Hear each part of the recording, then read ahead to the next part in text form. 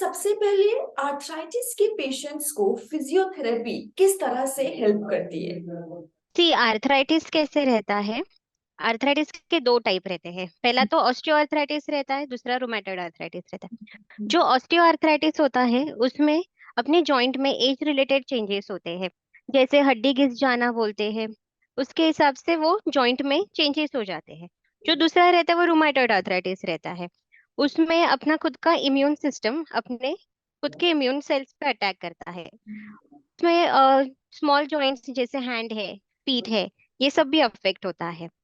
तो फिजियोथेरेपी कैसे हेल्प करता है? आर्थराइटिस की वजह से जॉइंट में पेन आता है, स्टिफनेस होता है, उसकी वजह से मोबिलिटी रिड्यूस हो जाता है।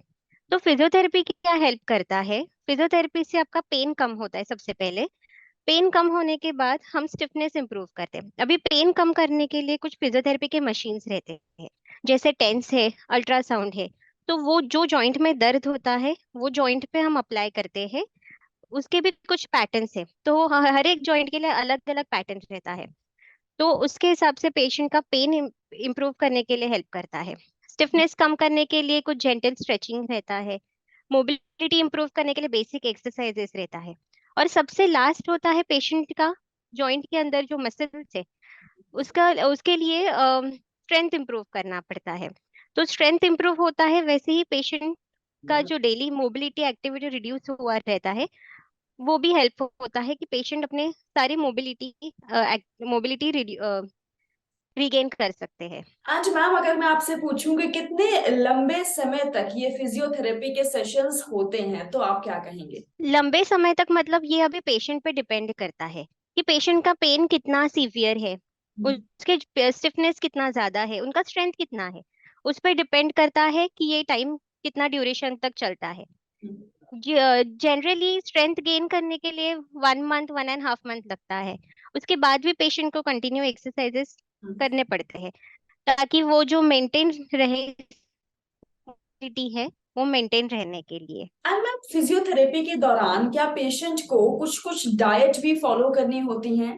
जी हाँ, बिल्कुल। डाइट में हम रिस्ट्रिक्शंस देते हैं सिर्फ खट्टा नहीं खाने के लिए।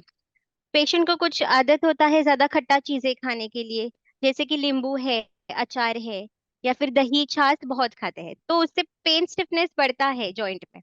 इसीलिए अवॉइड करते हैं। और जनरली तो सबको शुगर, हाई प्रोसेस्ड फूड वो सब खाने के लिए तो मना है, ज्यादा फ्राइड चीजें नहीं खाने को बोलते हैं। तो उससे रिकवरी फास्ट होता है, इसीलिए कुछ रिस्ट्रिक्शंस रहते हैं। राइट। एंड मैम, क्या खाने के अलावा कुछ और भी रिस्ट्रिक्शंस होते हैं लाइक नॉर्मल बॉडी एक्टिविटीज में जो पेशेंट्स को नहीं करनी चाहिए?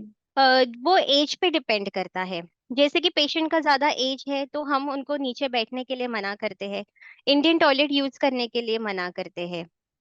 बाकी तो जब भी ड्यूरिंग फिजियोथेरेपी सेशन चालू रहता है, ये टाइम पे हम बोलते हैं कि ज्यादा वॉकिंग वगैरह अवॉइड करने के लिए, क्योंकि पेशेंट उतना स्ट्रेंथ और पेन में नहीं चल पाते। तो सिर्फ वही टाइम के लिए थोड़ा रिस्ट्रिक्शंस रहता है, कुछ चीजें संभालने बोलते हैं।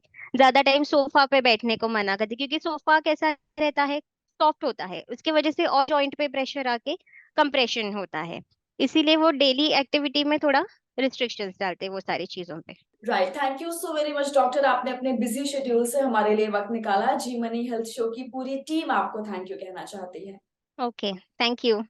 ये थे मेरे साथ डॉक्टर। अगर आपके मन में कोई सवाल है आप मुझे कमेंट सेक्शन में लिख सकते हैं। मैं आऊंगी नेक्स्ट शो में एक नए सुपर स्पेशलिस्ट डॉक्टर के साथ। टिल देन अपना ख्याल रखिए, क्योंकि अच्छी सेहत हमारा वादा। क्या आप जानते हैं, जी मनी के जरिए आप अपने हॉस्पिटल का बिल भर सकते हैं 12 किश्तों में बिना किसी ब्याज के। और जानकारी के लिए अपने हॉस्पिटल से संपर्क करें।